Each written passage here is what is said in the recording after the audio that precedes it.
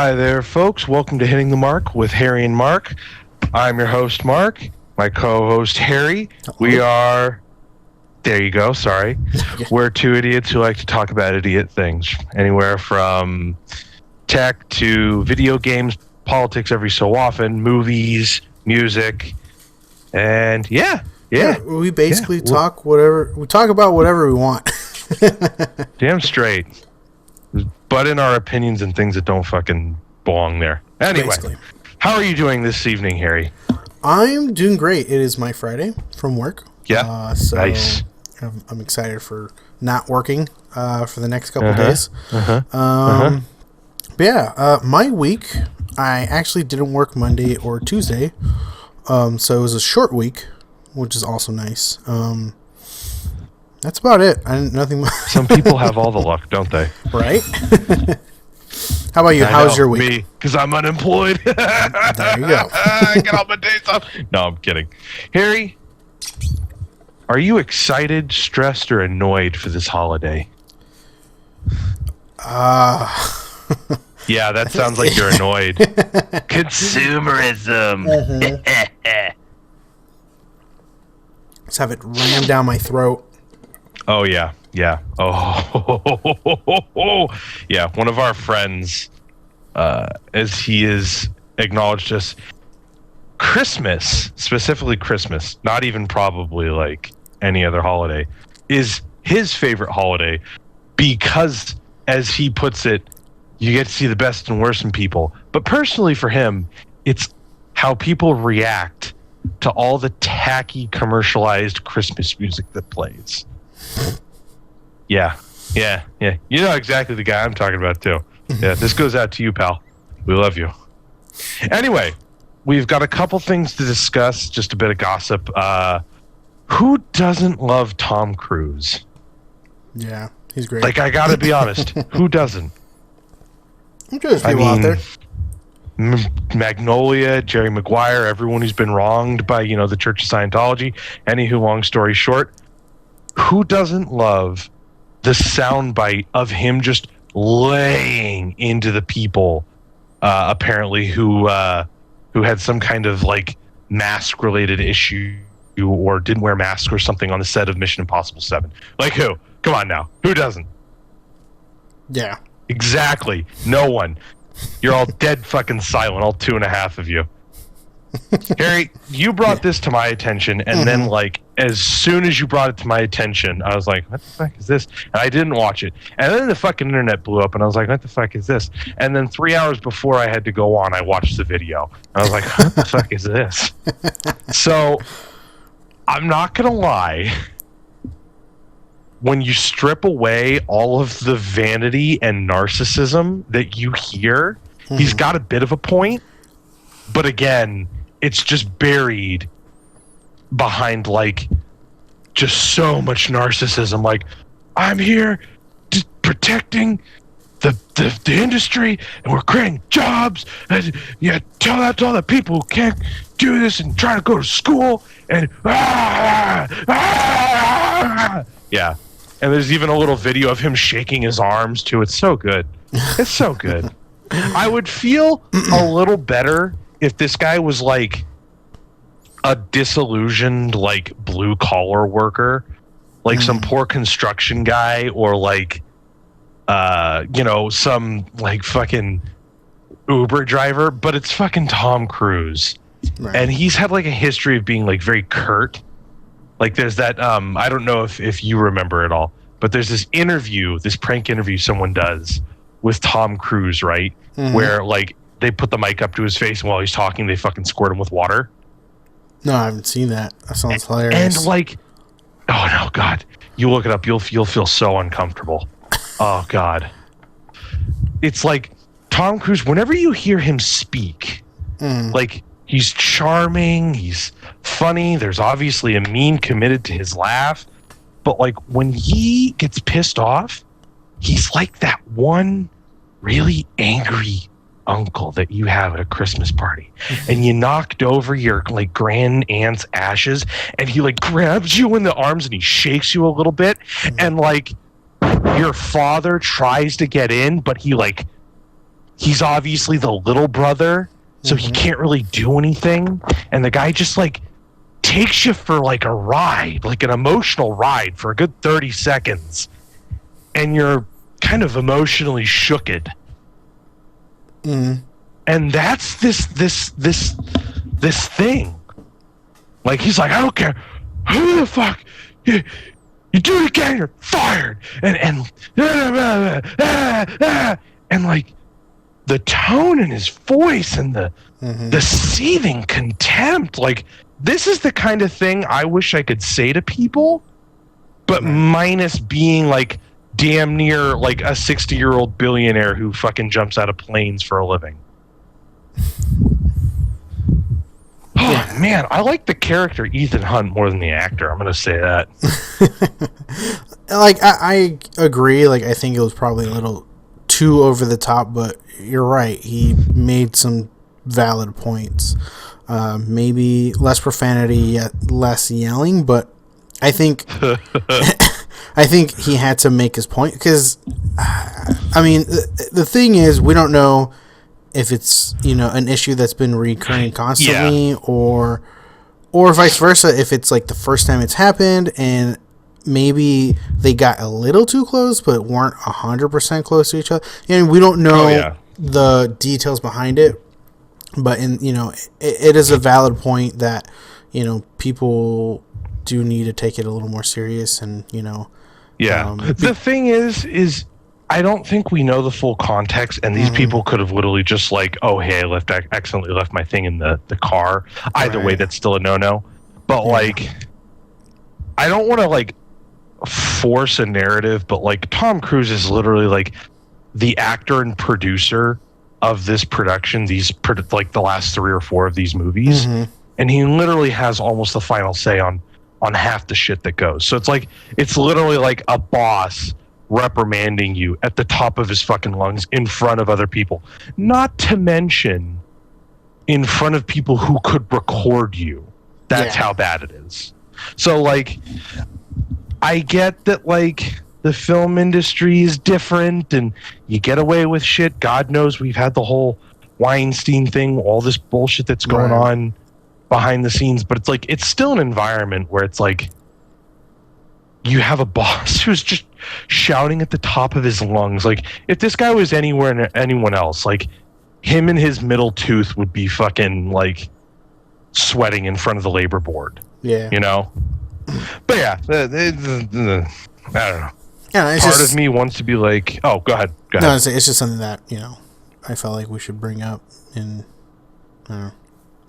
And part of you says what? Part of me says like, yeah, like, I get where his anger is coming from, because he, like, underneath all of like the beer yelling, there was some validity. Like, hey, people are dying. Like, this is kind of like a business that's dying too, and we need to be careful, and yada yada.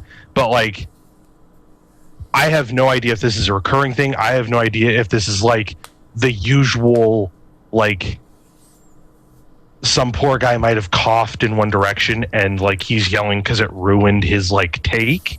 Right. So at the moment, just from what I see, it's just a bad look. It's a guy berating. Like, I don't particularly think that the people who got yelled at are like anti-maskers or anything like that.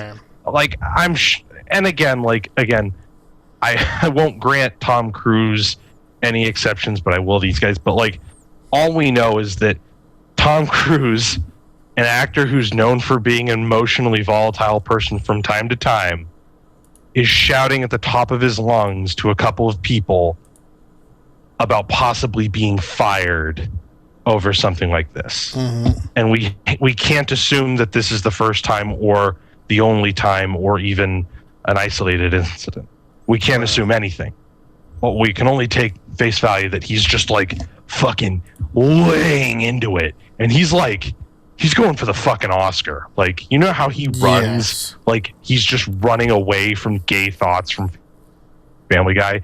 It's like, yeah, he's shouting away gay thoughts in this fucking voiceover. It's fucking insane. Oh, man. So good. I would pay to get yelled at by Tom Cruise. I'm not going to lie. like maybe spit in my mouth a little. Baby, if you're hearing me, he means nothing. I swear. Next topic. Twitch bans the words simp and virgin. I'm sorry, simp, incel, and virgin. Incel. Involuntary celibacy. Or involuntarily celibate. Okay. You know when there's like a dude and he's like chilling on the computer and his back is like deformed and arched from, you know, not like interacting with other human beings. Yeah. And they're like, oh, I'll never get anyone, da da da. And like, oh, you normies are like biologically different because like you're more handsome and you want me to like be myself, and that's not going to get me laid, so I just go online and shit on people. That's an incel.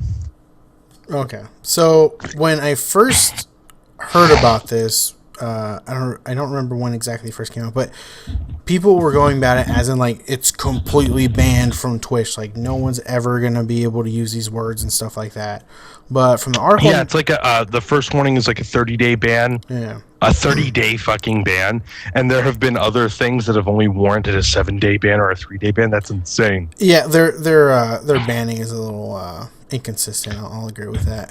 But no, not just a little bit. There's a lot of things. There are issues with what is it? The streamer Alinity. No offense to this person, I don't know them, but I do know from some of the Twitch drama that like this person has been under fire for a lot of things. They don't get anything. Pokimane, fucking Destiny, characters like these, and I'm not saying these people specifically have done terrible things and haven't gotten. I just mean these people are examples of people who might have done something and have gotten worse punishment or vice versa. Yeah. Yeah, absolutely insane. So their policy. So yes, but I guess they cleared it up. I guess they say that the words simp, incel, and virgin will no longer be allowed on the platform as long as they are used by streamers and commentators as insults. It says if they are used in a friendly way, the words are presumably still okay to use. Hold on. Yeah. Hold on. So, folks, all 2.5 of you, let me just specify. I don't have an understanding. I don't have like a big thing in internet bullying.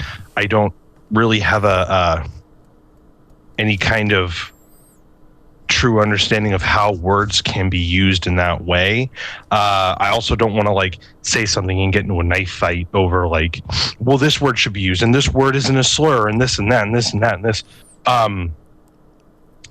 But like the word virgin isn't a slur. It's just a word, which is what I don't understand. It can be used as one, but the word in itself isn't. And I can understand them saying like, oh, if you use it in its proper context, but like a simp is literally a derogatory term for someone who like pines over women in like a very creepy and like self-consuming kind of way. And an incel is literally someone who's cruel because they are unable to socialize with the opposite sex. Like these are both slurs. It's not like, yes, let's look up Webster's dictionary. A simp and an incel are words that like have existed for hundreds of years, and the internet community has just co-opted them to describe like fucking arch-backed idiots. Yeah. That's strange to me. Like, I get that like there is a culture of people who exist on the internet and they have created communities based around these words and they're being called these words, but there's no specific demographic of people, I believe. And I again, please, if anyone is future watching this, please respond to me as much as you can just so I can be educated. I don't think there's a specific demographic of people that are being harmed by using the term simp or incel. It's an insult. If I call someone an idiot on Twitch, then they're an idiot, in my opinion. But it's not like I'm using a derogatory term. Well, I don't know. It's not like I'm using like some kind of racial slur or phobic slur. That's the thing that kind of weirds me out. Harry, pick your brain on that. What do you think? I mean, well, first of all, I didn't even know what an incel was. So, virgin. I mean, people have been calling people virgins for a long time, since I was a kid. Like, that was Greeks. An insult.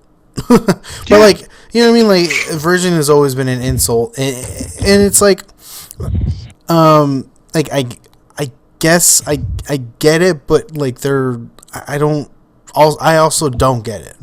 Like the thing that I think it should be measured in is like the difference between offensive and harmful. Like, are people is a group of people genuinely being harmed by the perpetuation of the word simp and incel?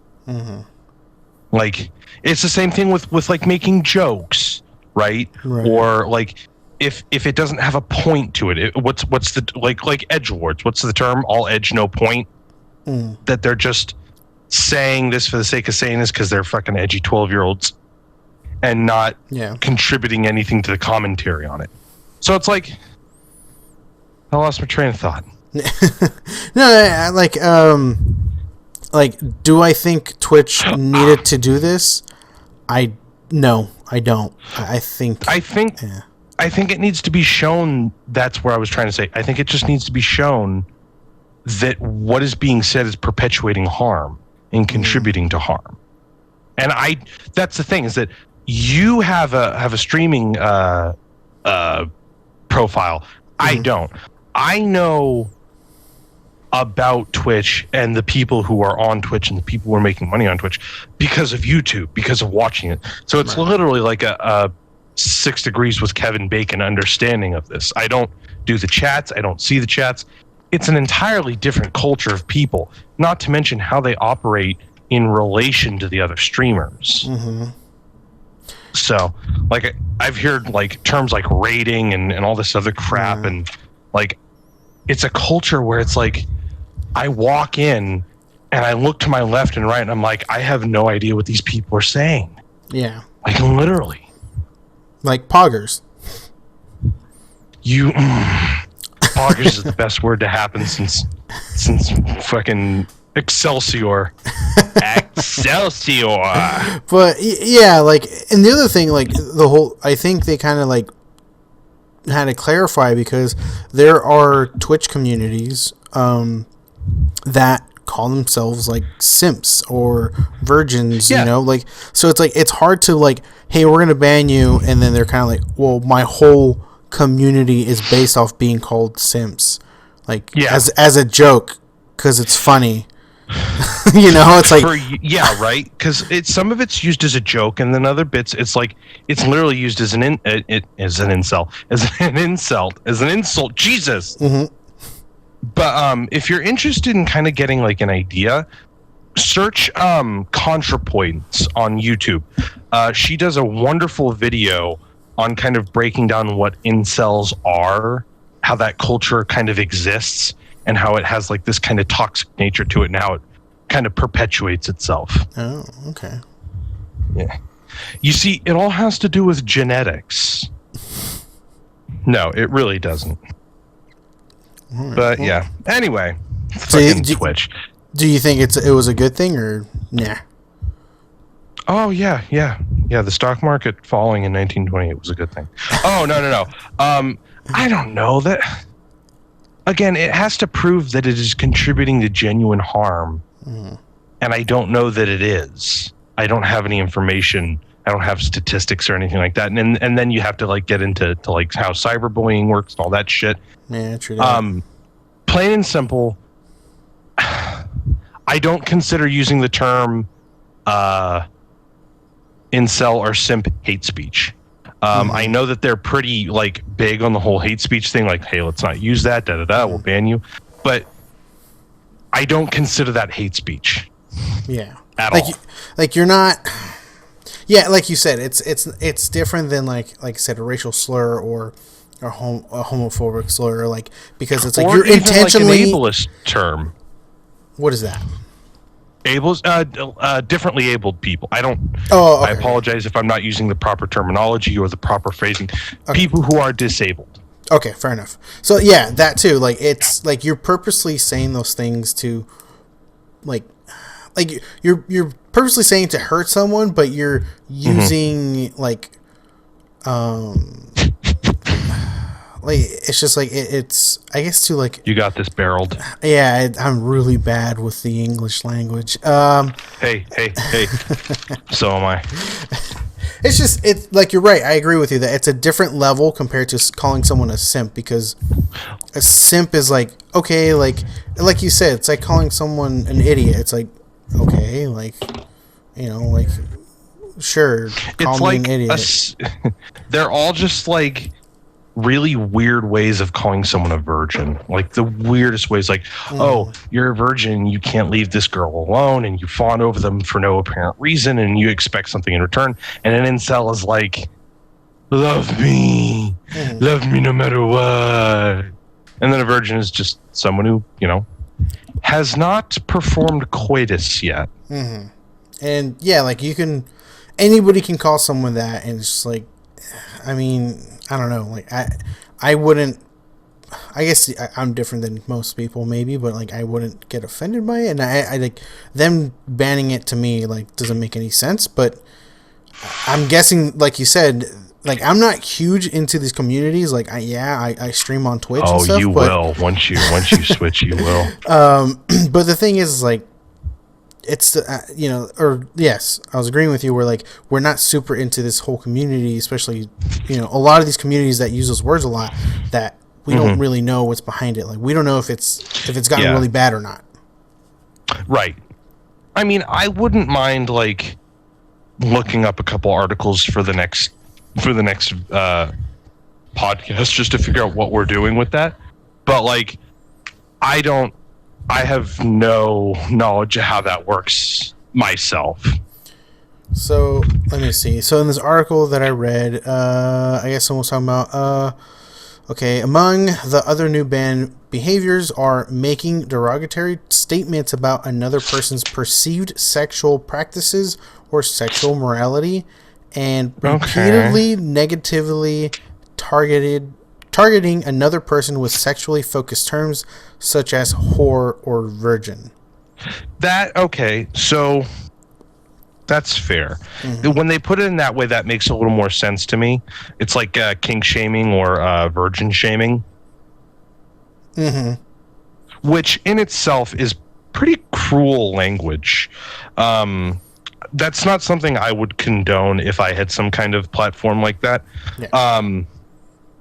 That's a tough one to me. I don't know how that would... I can understand that coming across as sexual harassment or sexually harassing like vernacular or whatever the terms would be for that. My apologies, folks. But see, when they put it in that light, that would make a little more sense. But I don't know still. Like, has this generated genuine harm? Yeah.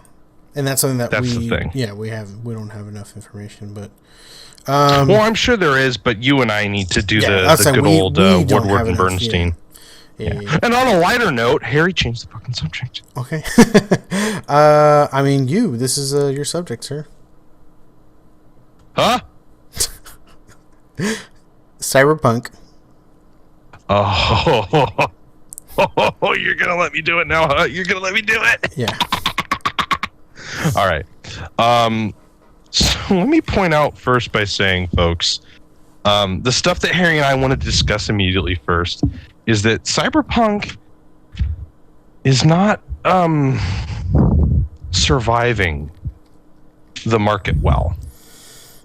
To put it mildly, there was some kind of information about like really generous refunds, and then CD Projekt Red had to walk that back. They did a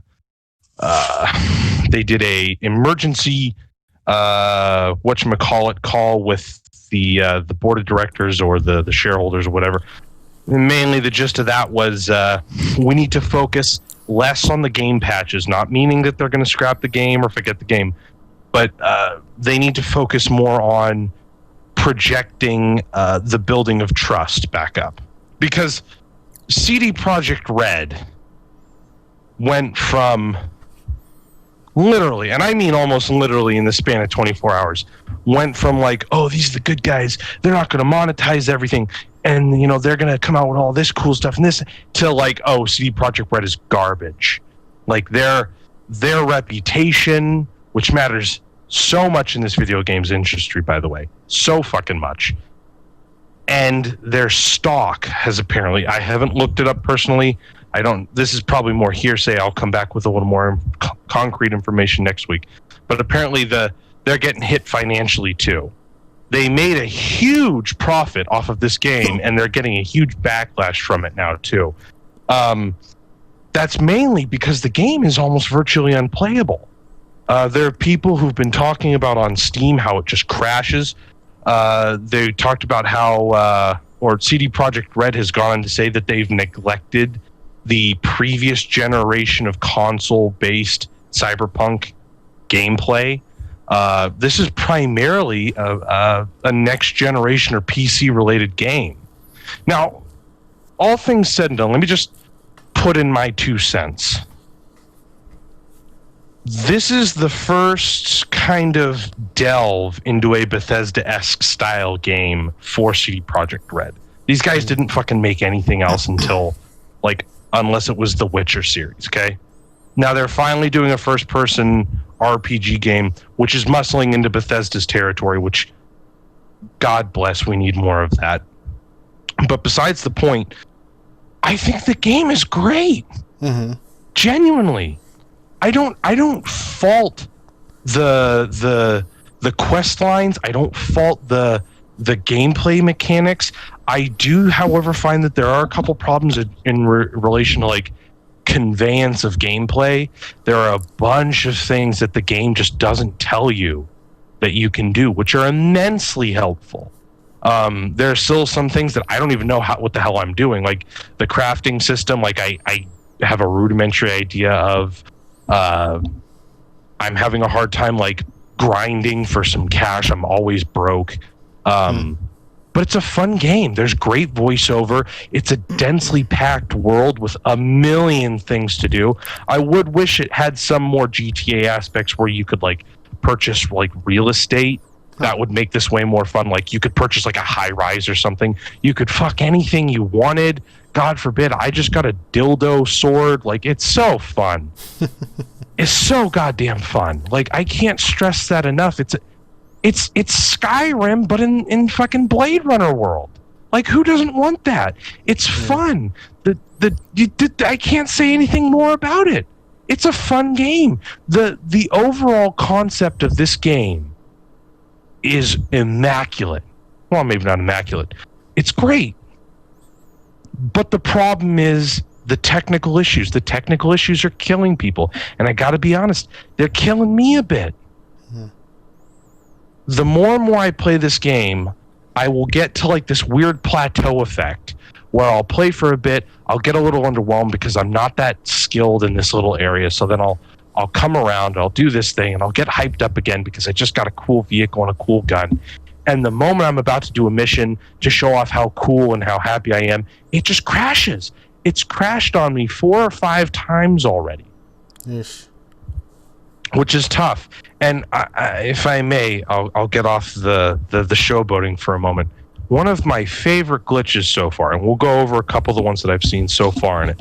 There's probably a million YouTube videos already on 3 hours amount of glitches, but I'll go over some of them. So there's this scene. It's in the beginning of they divide this game into acts. So it's the second act of the game, and I'm in this diner, okay?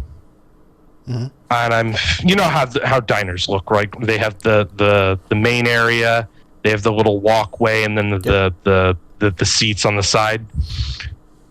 So I'm looking, right? I'm facing this character. He's got a mission for me. He's talking to me. And in the background, you hear like some dishes cracking.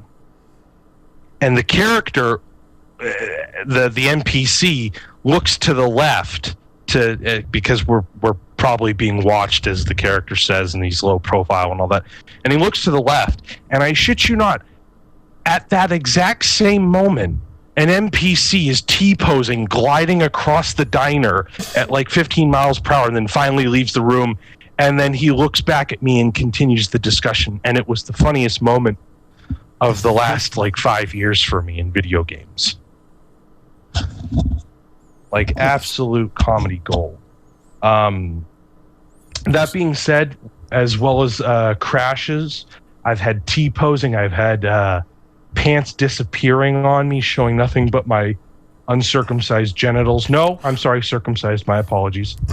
One of the things that off-puts me a little bit is there will be NPCs who behave so sporadically.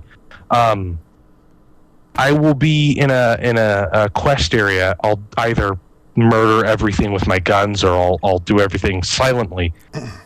And there will be characters or NPCs around the quest area just doing their thing. Whether or not I'll have killed anyone or brought out a gun or not, I'll be unarmed most of the time. You'll have characters or NPCs who will like huddle in fear, which happens a lot. I've fallen through the map actually once. I was in the desert area. I was driving and I fell straight through the map. Let's see. Facial animation disappears. Facial animation pixelation. I haven't gotten any screen tears yet, but the frame rate drops so often. And that's usually the prelude to a crash. And I usually just, if it's about to frame, or if the frame rate drops, I usually just put the controller down and just let it do its thing for a moment. Let's see. I do want to make a note. Oh, go ahead.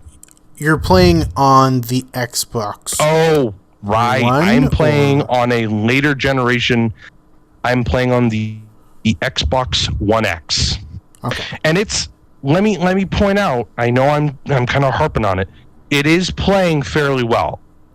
The crashes are serious, but I'm not losing any saves. I'm not starting over from anything. They're inconvenient. No one wants them, but for this game they'll happen. I'm just waiting for the next rollout to come out to see if they can fix this up. Because honestly, once this game gets patched up, I really do think it is another game to really be beholden to. Seriously. The amount of choice. Oh, go ahead. I was like, it looks like it. It's a fun game. I was playing a level a couple hours before we decided what time we would do our podcast. Yeah. And one of the things that they don't tell you, which again gets me, is the verticality. So when you're looking at a game like this, you're thinking, oh, well, I could just go at it straight, or I could go right, left, I could go down. You know, I could probably like find a little maintenance thing, right? You know how it is, like it could go in around behind their backs. No, apparently you can get, and I haven't gotten that far along yet. I'm barely level 10, and I've got like 10 or 12 street cred. There are 2 upgrades. So you go to a Ripper Doc, and Ripper Docs are like physical upgrades, cybernetic upgrades to your character V's like physical body. Okay. You can get 2 leg ankle based upgrades that allow you to jump super goddamn high. And one of the things that allows you to do is explore quest areas in a completely different way. A lot of these areas have like this kind of indoorsy, outdoorsy kind of thing. And you can explore some of these areas with the jump ability.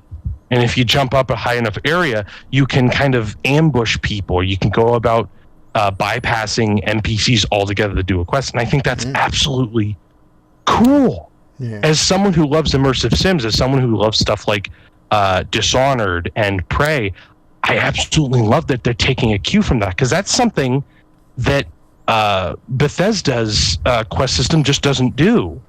You and I both know that. It's almost always one entrance, a couple different branching pathways, but they all go to the same spot in the end. You get the chest, and then you just leave. Yeah. The same principle is there for Cyberpunk, but the verticality and the approach that you could do is so varied, and I appreciate that a lot. I will point out one more thing. It does have a couple of my all-time favorite fucking video game references. I'm not the biggest N64 Nintendo fella either. That series of consoles has always escaped me. I've always been like a PlayStation, Xbox fella. But you're texting. One of the things you do is you have a phone in the game, and they provide you with contacts who give you jobs, right? So I'm talking to this guy on the phone, or he's sending me texts, and he's this Japanese character, and my character's response, they're pre-made, so I can't respond to them like, go fuck yourself. They always have to be pre-made.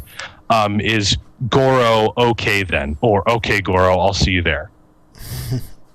So, Legend of Zelda. And then one of my other favorite ones that I've ran into that I absolutely adore is a Portal reference.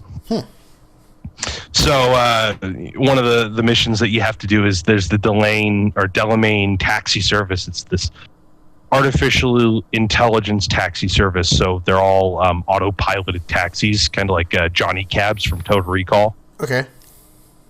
And Delamain is the main AI is having a hard time because his taxi service cars are all kind of haywiring, right?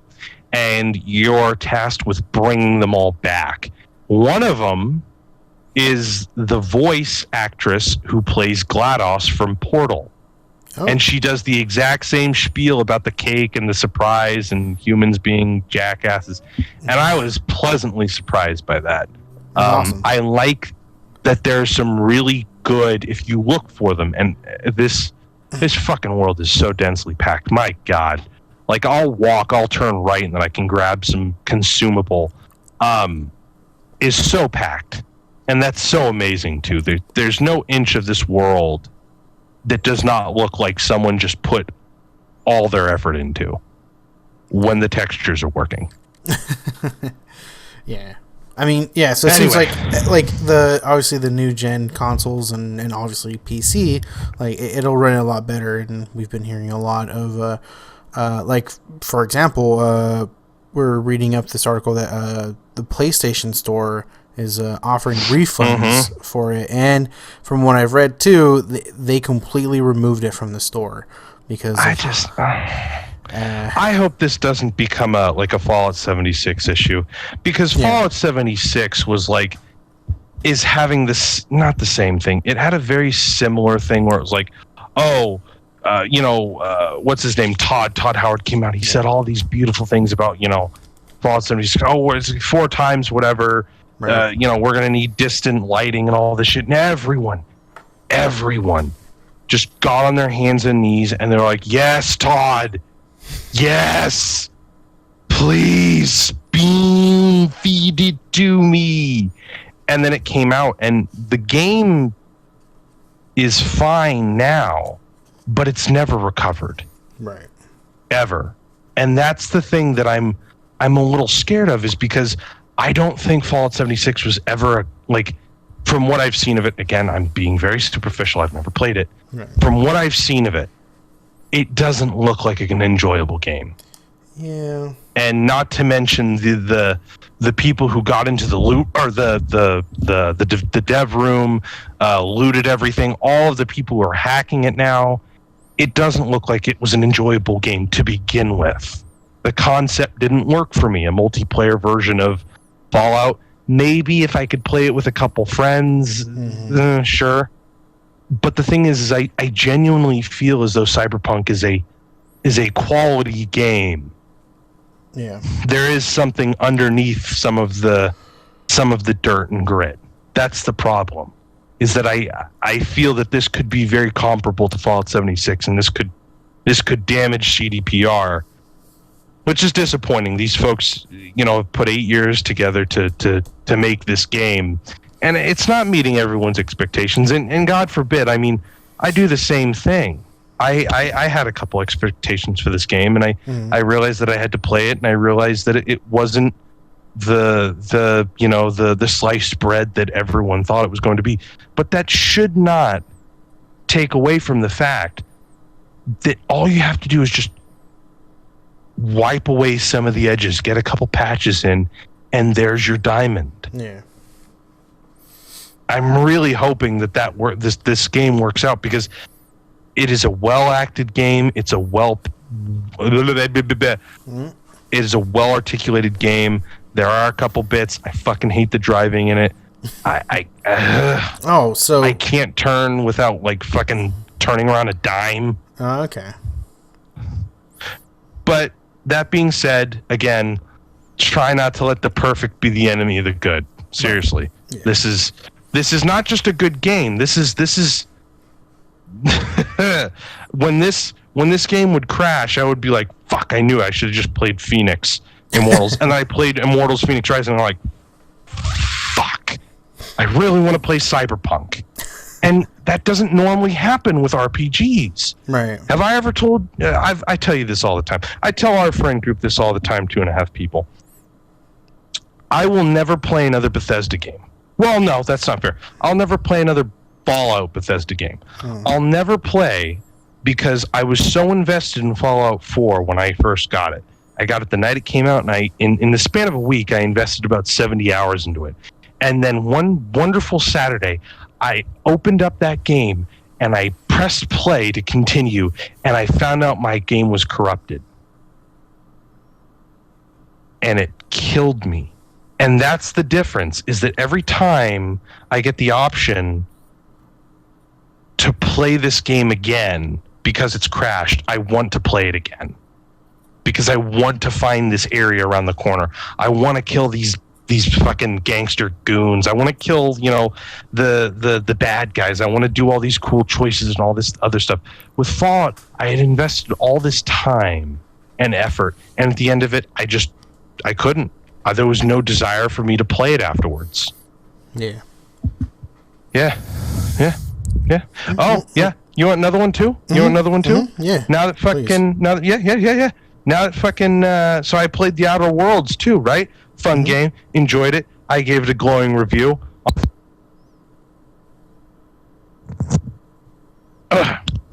Sorry, dropped my phone. I gave a glowing review on my non-existent review site, right? I pop it back in because I'm feeling sentimental. It's almost been a year, I think. Corrupted file. So yeah. So I don't hold it to Bethesda because they don't own the rights to that game.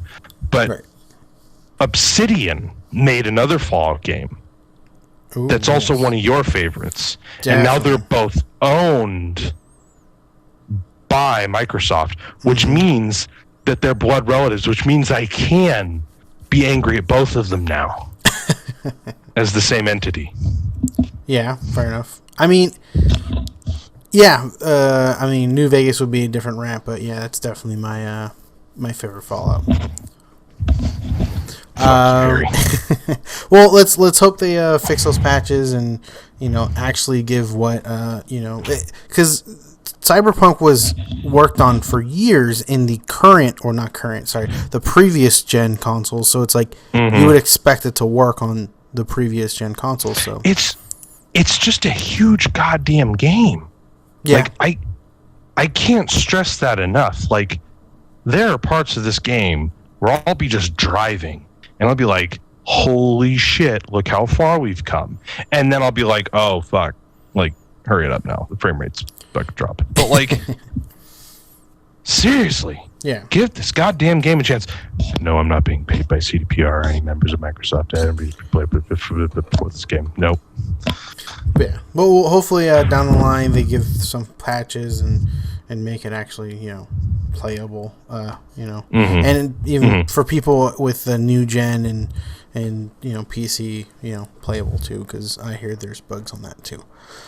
Oh yeah. So next topic, the upcoming Marvel TV shows coming out on Disney Plus.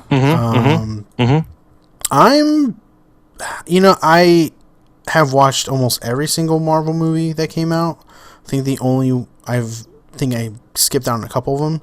So I'm kind of invested now. So I'm kind of intrigued. Yeah, I think the our 20s and 30s and possibly 40s are going to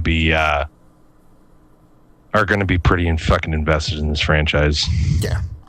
One that, I mean, it's probably going to be generic, but Loki is the one that I'm probably looking forward to.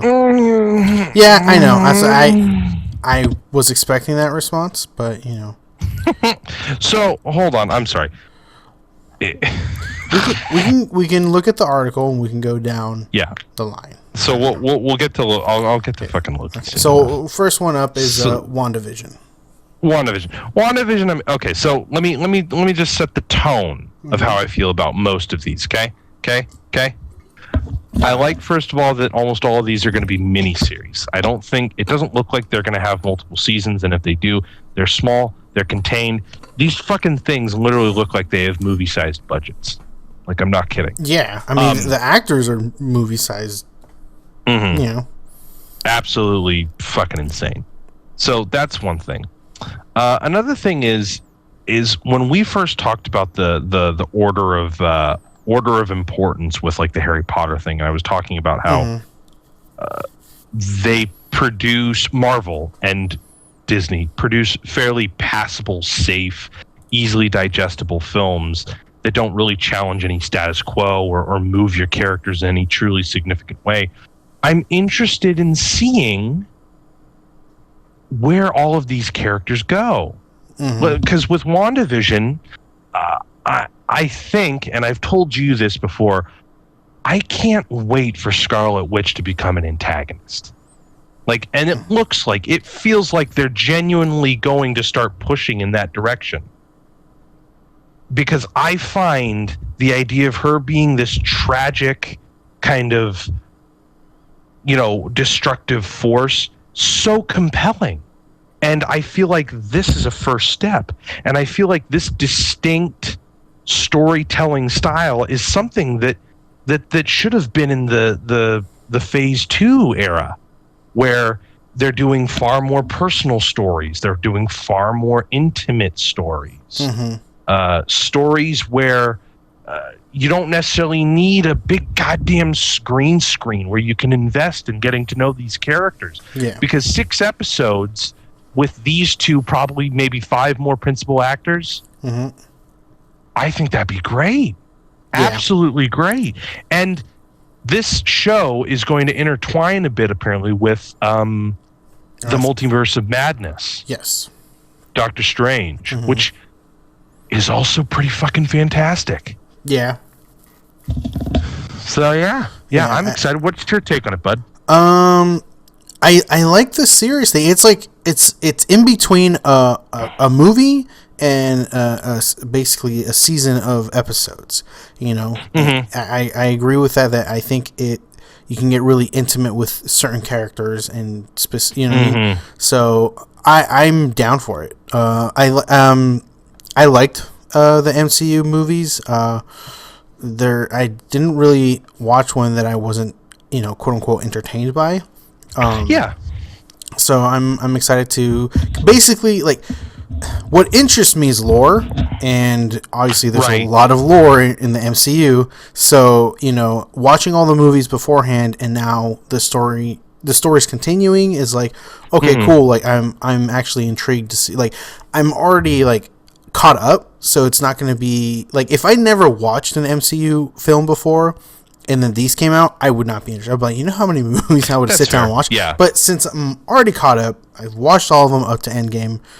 It's like I'm actually really intrigued about these. Well, we're along for the ride now. Exactly. That's how I feel. Yeah. And I think they're going to be good. Like you said, these look like they have movie budgets. Oh yeah. And it's like, and it's great. Not just it's not just that, but it's like they all of them, from what I've seen, have this very gorgeous, unique style. And one of the things that I've noticed is, not noticed, but one of the things that I think a lot of these movies should do is combine genres.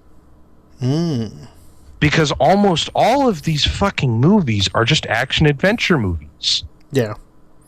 And I mean, there's an argument to be made otherwise. We can discuss that another time. But WandaVision doesn't look anything like it. It looks more like a science fiction thriller than anything else, which is great. Now, don't get me wrong. I'm going to gush over the next one, even though that's pretty much exactly what I was bitching and moaning about.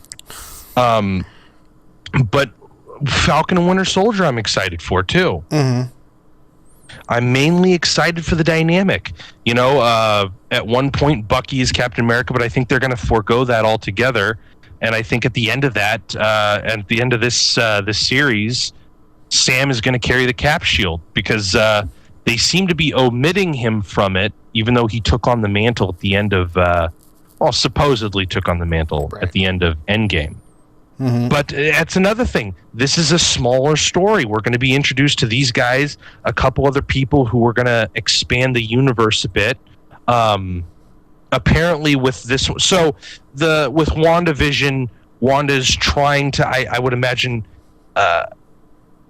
fill in the void that is left with Vision's death. Spoiler alert. As most people, well, Jesus Christ, I sound like an asshole. Wanda Maximoff, aka Scarlet Witch, is one of the most powerful mutants in the X-Men universe, in the Marvel universe. I actually think it'd be quite interesting and a nice inversion because in one of the comic book bits, she actually causes mutant extinction. But I think it'd actually be very interesting in the MCU if she's partly responsible for the creation of the mutants. Nice little flippin' version in there. That would be dope. So with Falcon and Winter Soldier, it's going to be kind of a pair-up between ex-love interests of Captain America kind of fighting for his attention. No, I'm kidding. That'd be a great movie, though. Romantic comedy. Now, see, this one definitely falls more, I think, under the conventional Captain America movie, kind of like an espionage action adventure. The espionage part doesn't take away from the fact that it's an action adventure movie. I do, however, want there to be some kind of, I don't know. One of the things that I'm looking for in these miniseries is less a giant piece of the world being shifted and more, like I keep saying, character development. We got a taste a bit of Bucky and Sam's relationship in Civil War. I'd like to expand a bit more on that. Not just their relationship, but them as individuals. Sam becoming Captain America is a huge thing. Let's see. At the moment, there will not have been another character taking up the mantle of a previous superhero in these movies, with the exception of him. So Sam Wilson becoming Captain America, even though Steve Rogers was Captain America. And how does Bucky deal with all this? What are his motivations now? One of the things that I'm interested, though, even though I kind of threw it to the side, was I really want genuine pieces being moved across the board. One of the things that kind of bums me out is every time a decision is made in the earlier MCU movies and these end credits bits is they'll tease something. Right. One of the things that pissed me off the most was Thor: The Dark World. Thor: Dark World, at the end of that one, they go to the Collector and they store one of the Infinity Stones with him, and he's got this mischievous look on his face, and he says, 2 down, 5 to go, or something like that, and you're like, oh, fuck yeah. The next movie that he's going to be in is about him, like, being the main antagonist, hunting down the Infinity Stones or something, right. And then it's nothing. And he's this funny little collector merchant guy in Guardians of the Galaxy. I would really like something meaningful to come from something like WandaVision. Like, what happens? I don't want some 90s, like, oh, you destroyed half the city, but, like, you learned your lesson, so you get a pat on the back. Or, like, Falcon and Winter Soldier. I mean, who the fuck are they fighting? What's the point? Like, who is the villain and what kind of stakes do they do? I don't always want it to be self-contained. I don't necessarily care if the villain dies. That's something I have a problem with, but in this case, maybe not. What I have a problem with is there's no change in status quo, and that does not change the overall status quo of the franchise.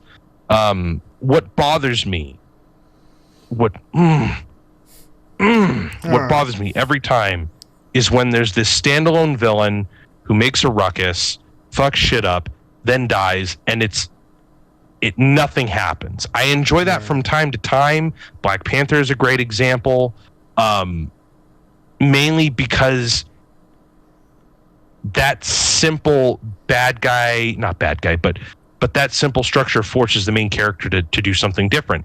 What I would have wanted is if there was actual repercussions to that, like, oh, they're, part of the world has more technology now because of the Wakandans, or like, oh, Wakanda's in some kind of,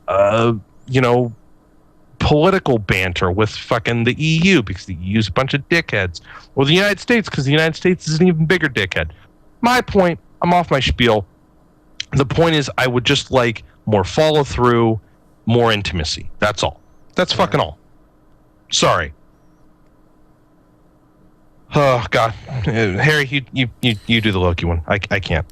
No, I mean, I don't know much about it. I just the commercial, no, the trailer for it, I thought was cool. Something different, because I don't know. Like, Loki was one of those like bad guys that were like, I don't know. Like, I like that everyone wants to fuck. Is that what you were gonna say? Yeah, there you go. Yeah, that specifically. Yeah. But no, I liked this character. I actually liked this character in all the Thors that he was in.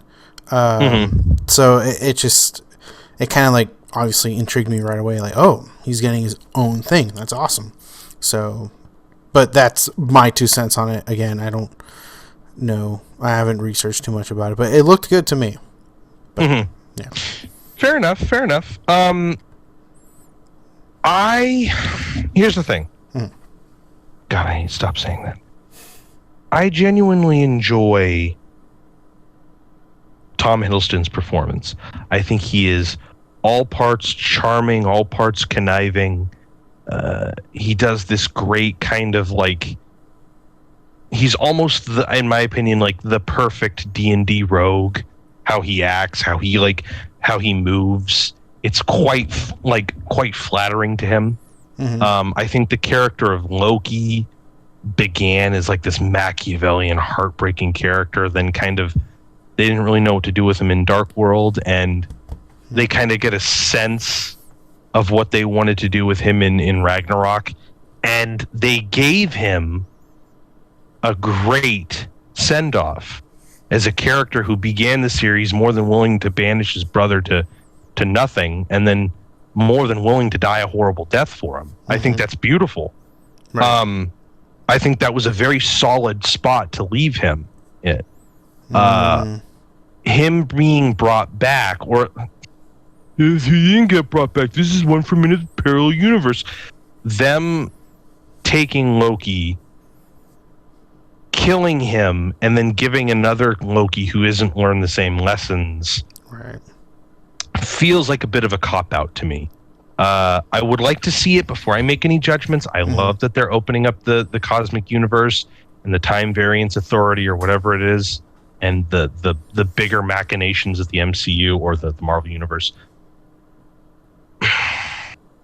But I'm interested to see where he goes. Not necessarily because I like where they could take him, but I would like to compare what they do with him in this show versus what they do with him in the film franchise. And I just, I hope they don't create this as an excuse to just bring back a character just because he's popular. There's talks to bring Tony back, and I really don't want that to be the case. Yeah. If you want to bring Cap back maybe once or twice, like he's the head of S.H.I.E.L.D. or something, or like give him like one little cameo, that's perfectly fine. But But if he's dead, so help me God, let him stay dead. It's the same thing with Natasha Romanoff. If you want to do the inheriting the mantle bit, which is what they're doing with a bunch of people, by the way, Hawkeye, Cap, now Black Widow, that's perfectly fine because you can create a new dynamic around a different person with that new mantle. Like, it's not, the thing is that Loki isn't a mantle, it's a person. So it would just be like all the years that you and I have accrued together as friends, and then I died. You went to a parallel universe where I'm alive and I'm a completely different person. Mm-hmm. Well, that's a bad example, but you get the idea. Where's the fucking fun in that? But yeah, I'm interested. I like the whole time variance authority bit. It doesn't look bad.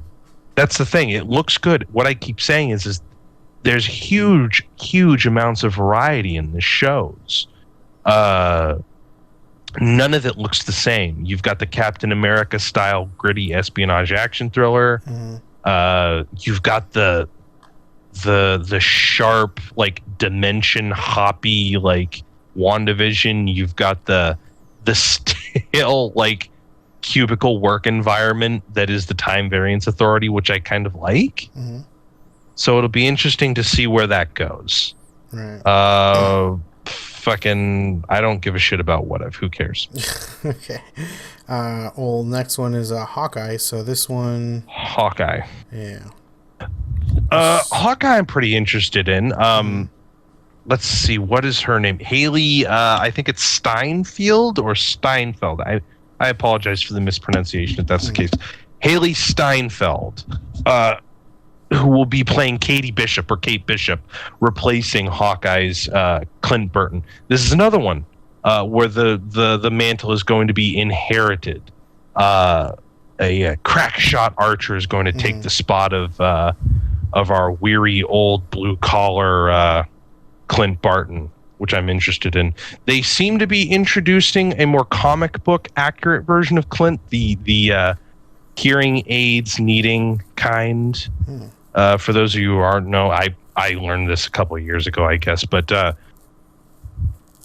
Clint Barton is actually deaf and needs cochlear implants, or I believe the term is, or hearing aids.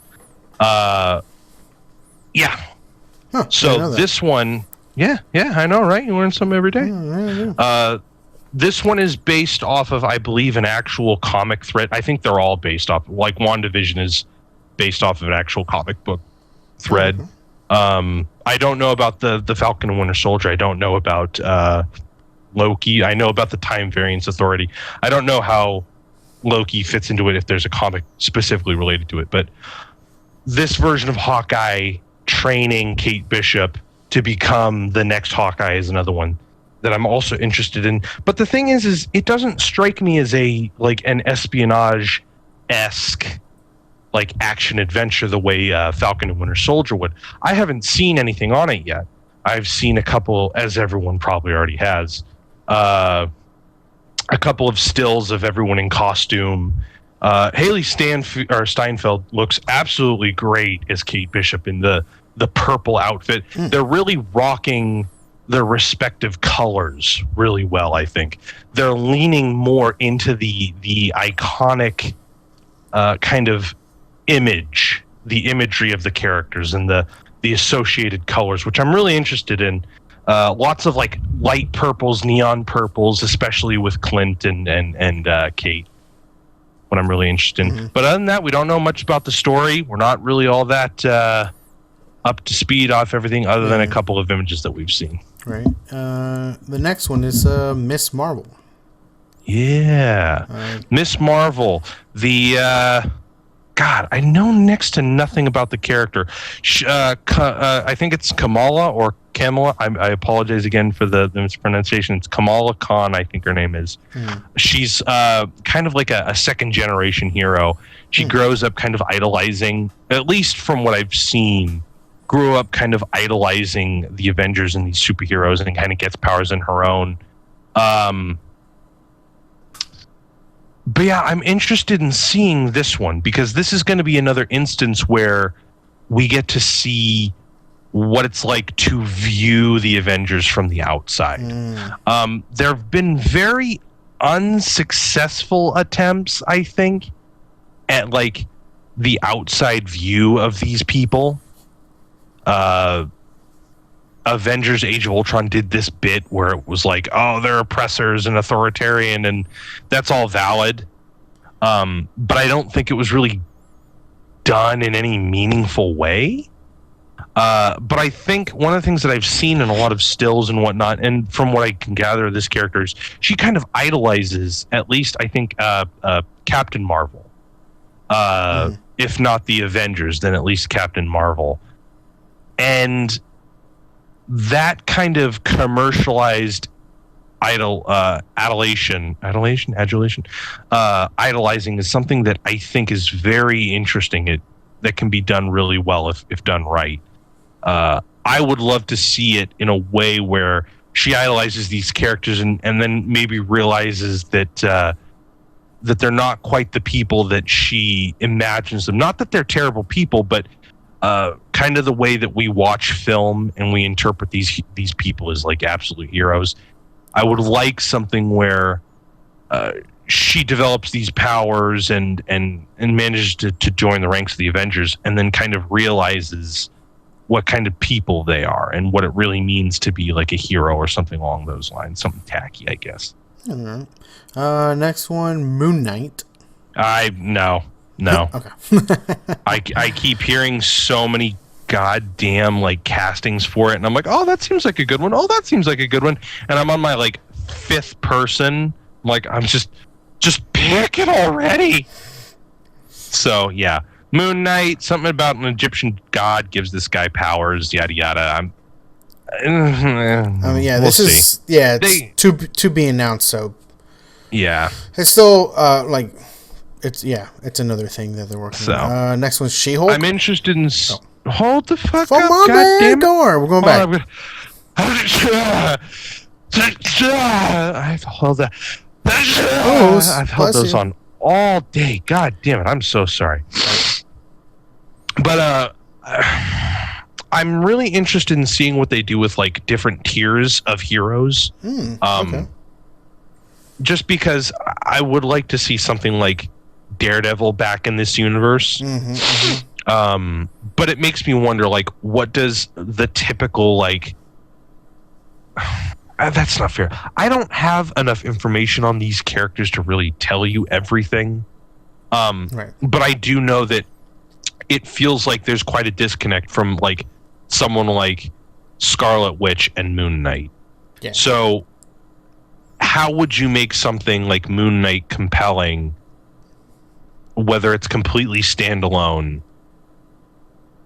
Or like, what? Does he become part of the Avengers? I can't see that happening personally. I hope not. But like, I would love to see something that is standalone, like Moon Knight, where he almost has no...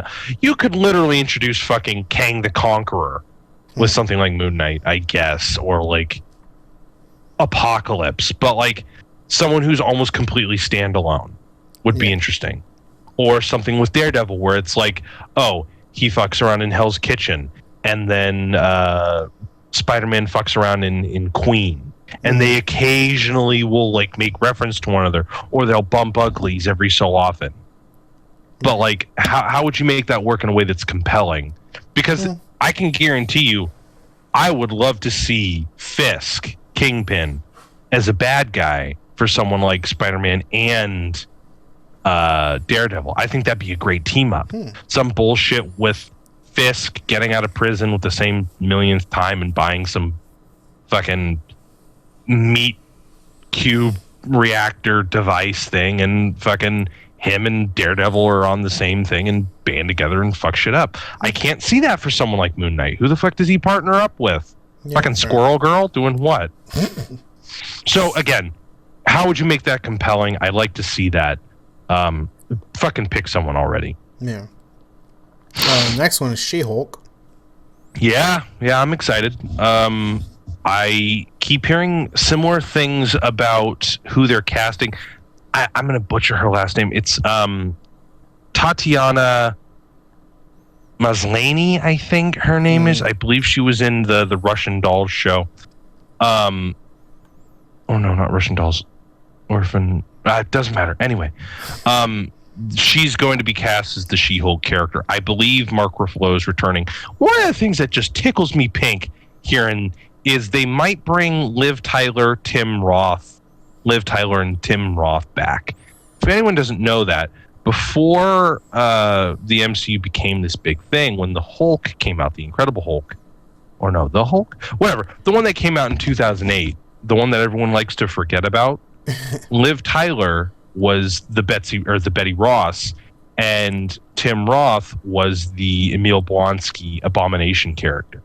And they already went to great lengths to bring the Thunderbolt Ross back, a little reimagined, but they brought the same actor back, Michael Hurt, from the 2008 film, and I would really like to see that bit of continuity brought back, because the Hulk is in some kind of like legal limbo or like ownership limbo enough as it is, and that movie technically didn't really count as an MCU movie because of fucking logistical bullshit until they put Tony Stark at the end of that.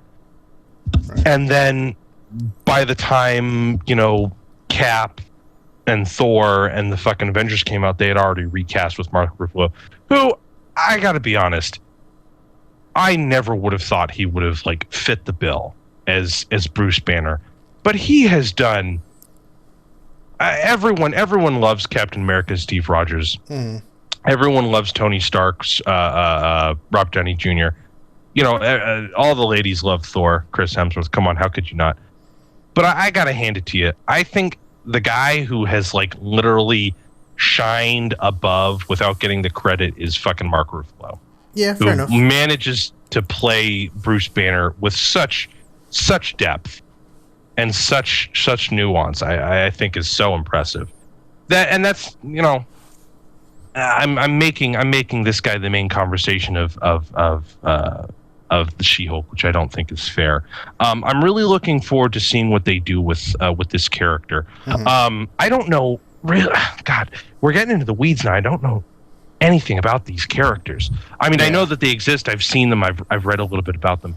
But other than that, like, holy Toledo, I'm interested in seeing where they go with this, because I'm liking that they're creating more adjacent characters and then more standalone-y types. Although they are introducing some of these past characters to She-Hulk, so I'm interested in seeing how that works into it.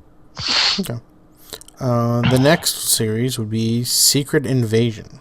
I don't know. What are your thoughts? Invasion of the Body Snatchers. Oh, is that what movie was that? Is that Captain Marvel that they were in? Yes. Okay. I believe the Kree and the Skrulls. Yeah. Oh, okay. So I'm interested in seeing that. They did some weird thing at the end of Spider-Man: Far From Home that, again, like I was bitching about, probably isn't going to go anywhere. But I don't know how I feel about it. I think I want to say Secret Wars, for fuck's sake. Secret Invasion almost strikes me as something that they should be building up to a movie. Like, I think that is a movie, like, as one of the, like, 3 or 4 years from now Avengers films would be fucking amazing. Like, my lineup would be 4 Avengers films. So there'd be something like Secret Wars, something with Scarlet Witch, where she's the bad guy. And I can't count. Maybe some other bullshit that introduces like the X-Men and the Fantastic Four, or they get their own thing, and then there's some kind of God, what's the bit between them? Doesn't matter. And then the last one of that like era would be something like fucking something from the Galactic era, or from the Cosmic era. Yeah. So, but yeah, I don't know. I have trepidation in regards to this show, because it's like I felt like Captain Marvel was really close to being really, really good. Mm-hmm. And I felt that the Skrull-Kree conflict is something that can be expanded upon in further cosmic MCU-related films and regular. Like, you could have a Kree or not a Kree, I'm sorry. You could have a Skrull dude just fucking green out right in front of Falcon and Winter Soldier for all I care. That'd be interesting. All right. So let's just go through the last three real quick. Ironheart, Armor Wars, and I Am Groot. Ironheart, I'm interested in seeing. It's basically kind of picking up the pieces from Tony Stark and kind of giving this character their own kind of spin. I would like to see how they do that because I really, really want them to introduce, like I said, more adjacent characters. I'd love to see Iron Lad. Iron Lad would be the basically the kid from Iron Man 3. I'd love to see stuff like you have a group of iron-related repulsor technology folks just fucking shit up with their own kind of thing, you know? Yep. Armor Wars, let's see. Let me read that. What we know so far, Don Cheadle's James Rhodes finally gets to take center stage. I love Don Cheadle. I feel like he hasn't been given enough screen time to really define himself. I think one guy who did a review, rather rude, but I feel like it might be a bit valid, is he's the kind of guy who just plays off of the same jokes that Tony does, and I really want to see him evolve into something else. Hashtag Rhodey is a Skrull. So I'm just going to leave it at that. But I think that's a great how what they're talking about is essentially what happens when Tony Stark's fear comes true. Nightmare comes to life. His technology falls into the wrong hands. I would like him to maybe move away from Tony-related stuff, but Tony is an inseparable part of Rhodey. That being said, I would really like to see who Rhodey is as a character. Right. He hasn't gotten enough screen time. He needs more of it. Again, hashtag Rhodey is a Skrull. Besides the point, again, just give him some screen time, and then Groot. I don't care. Groot is a massively sold commercial object, just like Baby Yoda and the fucking Porgs from The Last Jedi, and I don't care. You make him big now. Make him big so that he's so that you can't sell as much stuff off of him anymore, please. Please. So that's basically all of our main topics. What is a random topic that we should just fucking rant for? I want to ask you something, Harry. Go for it. If you could have the ideal sequel to any movie, what would it be? Ooh, ideal sequel to any movie. What would it be? And give me some explanation and give me kind of like a walkthrough of what you'd like to see. Fuck, man. Okay. And this has to be shit, Harry. This has to be a movie that hasn't had like a sequel already, right? You know what? No. It could be whatever you want, because I was going to introduce something that that kind of counters that. Okay. Because most movies that I like I love them for what they are, and it's hard for me to think of like a movie that I'm like, I want a sequel to this, because it was like, for example, like that's not an answer. That's not a sequel. Like the one, like for example, me, Dumb and Dumber. Like I think the sequel to Dumb and Dumber was fucking god awful. Whether Dumb and Dumber or Dumb and Dumber both, both, both were awful. I guess if I were to choose one, it would have to be a sequel to Dumb and Dumber. I think so. It had to have either like never had a sequel. It's just like that's it, Dumb and Dumber, nothing else. But since there are sequels and they're terrible, I think that would be my choice, because they just whatever they made afterwards just did not like stack up at all. At fucking all, man. Like I know there's a reason why Jim Carrey and oh wow, Jeff. No, what's his name? Fuck. Mark, help me out here, man. Jeff Daniels. Jeff Daniels, thank you. Jeff Daniels, like, why they didn't do a sequel like right off the bat? Because it's just like, dude, it's perfect, I know. So it's like, obviously when they made that the basically prequel, like, God, that thing was fucking awful. What are you talking about, Harry? I thought it was a classic. And just again, the sequel was just, even though it was Jim Carrey and Jeff Daniels, it just did not work. I didn't find. I can't even remember a single funny thing of that movie. I could barely remember. Don't remember the short bus joke? I thought that joke was great. I just think you don't have any sense of taste, Harry. It's just, man, I don't know, man. I think I would have to go with that. Like, okay. Like my other favorite movies are just the Lord of the Rings series, and that's just fucking perfect. That doesn't need any sequels. I think it needs. Guess what, Harry? Yeah. It got a sequel. No. I think it needs better prequels, but Lord of the Rings doesn't need a fucking sequel. I'm still of the mind, bud. Hobbit should have been a two-parter. Cut out all of the mention of the Lord of the Rings. I think, that this can be a completely different topic. We'll discuss that at a later time because I have my thoughts too. And it's a very long-winded discussion. I'm gonna go with Dumb and Dumber. Okay. Yeah, I'm gonna go with Dumb and Dumber. How about you? Okay, so I have two. I'll be quick with one of them. Okay.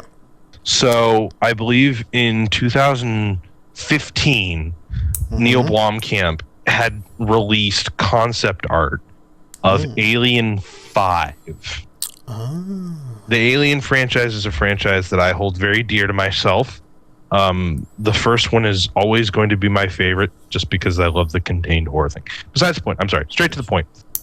So 2012, Ridley Scott made Prometheus, and it was fine. I enjoyed it. But 2015 came along. Neil Blomkamp leaked quotate concept art for Alien 5, which was going to be like a sequel to Aliens. So in other words, it would be like Alien 2.5. So they were going to be like, hey, Alien 3 and Alien Resurrection don't exist, which is this weird fucking craze that these movies are doing now, like with Terminator, the newest one, where it's like, oh yeah, all the bullshit that existed in between never happened, and we're just going to be a direct like 2.5 movie. Besides the point, the concept art for it was so goddamn good. Neil Blomkamp has gone on record saying, like, I kind of based my artistic style, or at least got some kind of creative license from stuff like James Cameron's Aliens and RoboCop, Verhoeven's RoboCop. And that's just, like, as a fan, I would gush to see that. Like, I don't particularly think the franchise should keep going.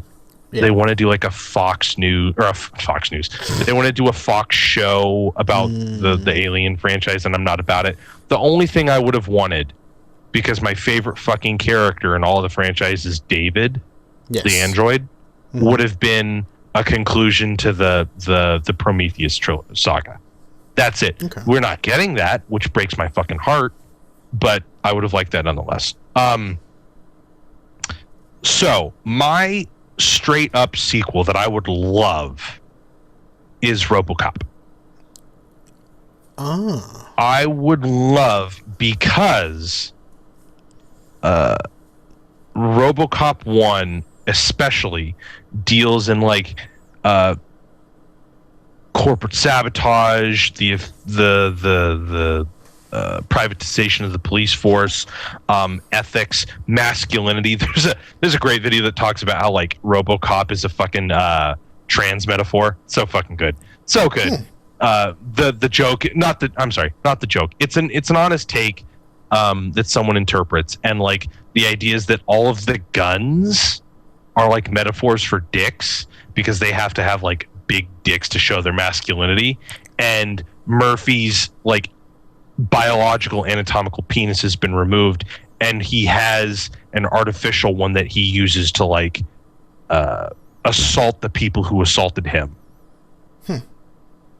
Interesting stuff. Besides the point, where I thought the franchise of Alien couldn't really glean any like current contemporary politics that you could put into the movie. Like, what do you put into a fucking Alien movie? Like, oh, corporations are bad. Like, one of the things that's going on now is the BLM movement and ACAB and the defunding of the police. I'd like to point that out. Not the abolishment of the police. Harry, I apologize if I'm stepping on all 1.5 of the people who might be Blue Lives Matter. But you cannot choose to be black or a person of color. You can choose to be a cop. Is the image of the police force. And for a lot of people, I'll go ahead and throw myself under the bus. As a white man, I've never considered the police force up until my mid-adult era as anything other than good and self-serve or Jesus, as an all Jesus God, what am I saying? As an all-time good.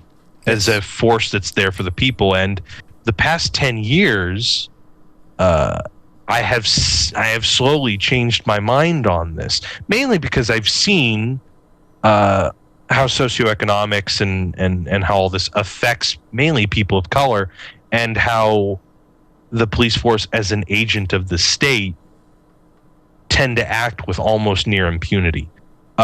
That's a lot of loaded talk that I will finally get into with RoboCop. The idea, the concept of the police is different now. Whether or not in this country you think we should have police, or they should be more funded, or you should have more groups that go to like handling certain things, like caseworkers handling like the emotionally fractured or the homeless, instead of having police officers shoot people off or build like spiked benches. The interpretation of the police has fundamentally changed in this country. So what happens, and I would absolutely love the original actor, I think his name is Peter Weller, this actual old actor still in the RoboCop armor, kind of coming to terms with his identity as a cop. Like, I wanted to be a cop because I wanted to help people.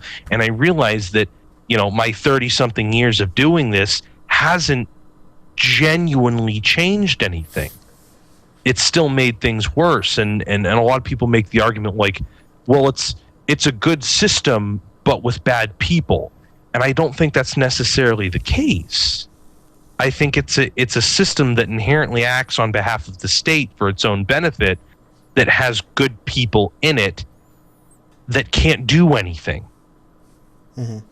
How many movies or how many instances do you hear about, like, or stories where, like, people get muscled into doing the wrong thing, or how they went forward and they were, fired? What would be a great version of RoboCop where the concept of the police is entirely changed, and his role, his thing, his shtick, RoboCop, is challenged. Yeah. When he's the symbol of authority, and he doesn't necessarily want to be like, I get that it's the 80s and he's fucking shooting women in the skirt blowing dicks off, but like, what happens when you take that 80s and 90s bravado and you thrust it into the 2020s? That, I'm sorry. I know I front loaded that with a lot of politics and a lot of ideology. No. You're right. It actually, like, it would make sense to, like, how, like all the themes back then to what all the themes are now. Like, I think it would be a great concept of what RoboCop would be doing in times like these. Like, don't get me wrong, I wouldn't want, because I like the character of Murphy. I wouldn't want him to become a bad guy, but I think it would be interesting to see his disillusionment with the system that he's trying to perpetuate because he thinks it helps and realizing that it doesn't. It's the same thing with Judge Dredd. When you when you go to college, you become an asshole like me. When you realize that Judge Dredd is the villain of the story and not the hero, it changes you. When you not change it. Oh, it's a psychological, it's a philosophical journey. It changes your perception of how these movies are done. Like, one of my favorite things is watching. I know you and I have talked about this before. Is watching the '90s Judge Dredd versus the 2012 Judge Dredd. I remember in 2012 I was 19 years old and I fucking loved it. And I loved it not for all the wrong reasons, but I wasn't able to understand that in that society what was wrong with Judge Dredd as a character and what he represents in the comic book versus the 90s, where it's like, what's the ending of that movie where it's like he rides off into the sunset? Yeah. Hey, I taught him everything he knows. Hey, is there an ATM nearby?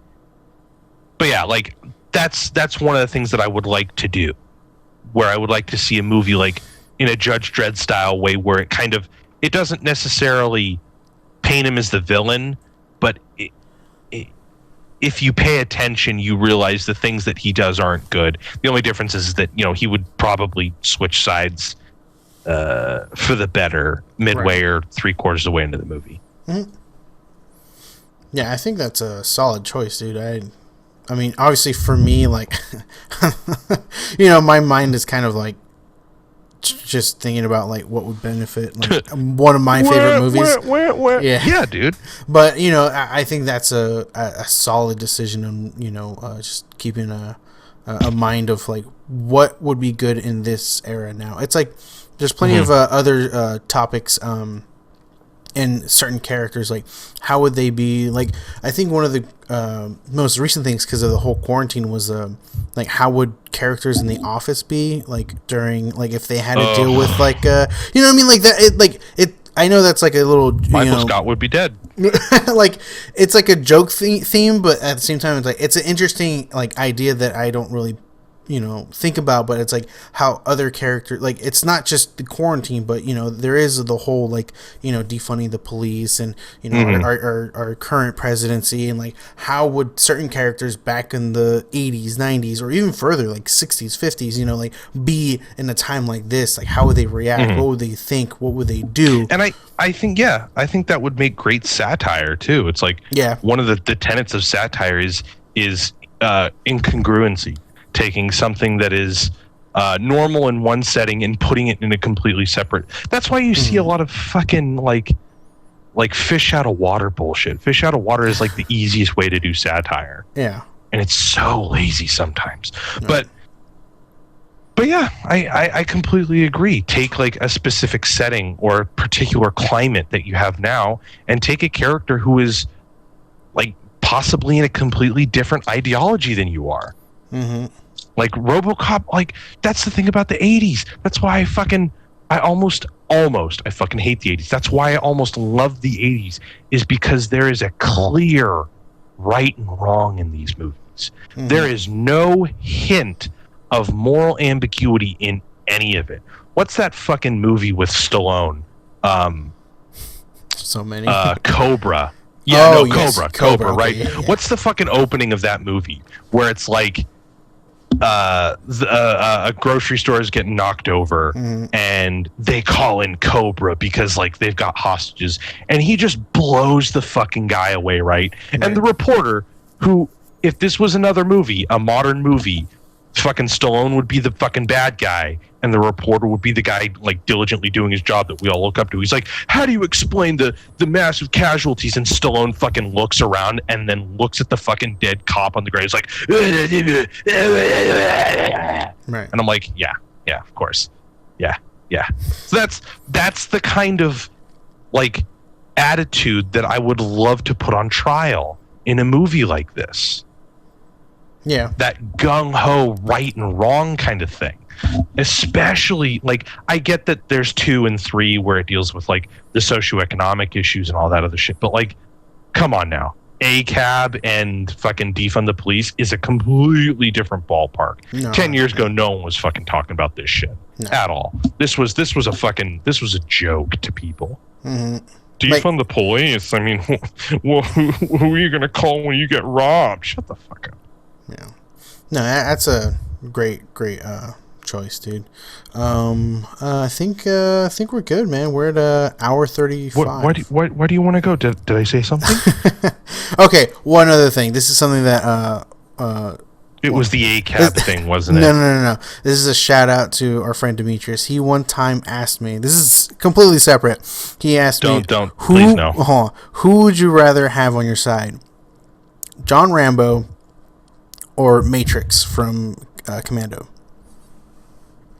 That's not even a fucking competition. I would have John fucking Matrix. Yeah, okay. So what is your reasoning behind it? Okay, so hold on. So anyone who knows me knows that I front load all of my fucking decisions. I have to give context. I have to talk a lot. So fucking First Blood is about a guy who's just trying to go home, and these fucking sheriffs are shitting on him, and he has fucking PTSD all the way to murdering the shit out of people, okay? Yeah. No. John Matrix is fucking lifting fucking lumber and fucking doing his kids' homework with them in the first 5 minutes to fucking, what are those bongo fucking Caribbean stereotype fucking drums, right? Yeah. Yeah. No. Yeah. If I want fucking torture in my story, I'll go for John Rambo. If I want someone to defend me with fucking gardening shears and a fucking hacksaw, I'll go with fucking Matrix, okay? And let's fucking be honest. Hold on. Demetrius, I'm talking to you specifically, okay, buddy? Oh, who do you want more? You want the guy who was pulled out of his mother's wombs with forceps and has fucking paralysis in the face? Or do you want the guy who literally says, "Let off some steam, Bennett"? Come on. As he like throws a fucking spear into this guy's belly into a pipe as steam comes out, huh? Yeah. Oh no. How about this? Oh, Pod, my friend, he's dead tired. As he's on a plane, he snaps this dude's neck. Oh. You know what, Demetrius? How about this one? Hey, Benny, you remember when I said to save you for last? That's right, Matrix. You did. I lied, and just fucking lets him go with one arm. Yeah. Where are the one-offs that Rambo does, huh? Demetrius? Yeah, I didn't fucking think so. Yeah. You go home. Think your life, pal. You basically threw all my points out there. Okay, so just want to... I figured it was going to be short and sweet, but I just wanted to throw that out there. That's why these things are an hour and a half instead of like 40 minutes. Right. All right. Let me just start by saying this, giving all my points and falling out of the order really quickly and then coming back. All right. Yeah, I'm down to call it, man. All right. You fucking plug us in this time, pal. Oh, man, I don't know how to do that. Fucking follow us on Twitter. I forgot the hashtag thingy. And then you're probably watching this on YouTube. Hopefully, we'll have a podcast up on Spotify or some other stuff.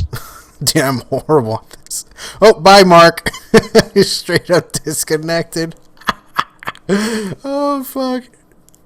My outro is so bad that Mark had to disconnect from her chat.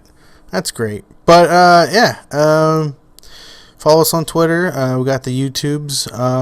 Definitely be looking into having this out in actual like audio form somewhere for people to be able to listen to instead of on YouTube. I think that's about it. I'm alone now and I'm awkward.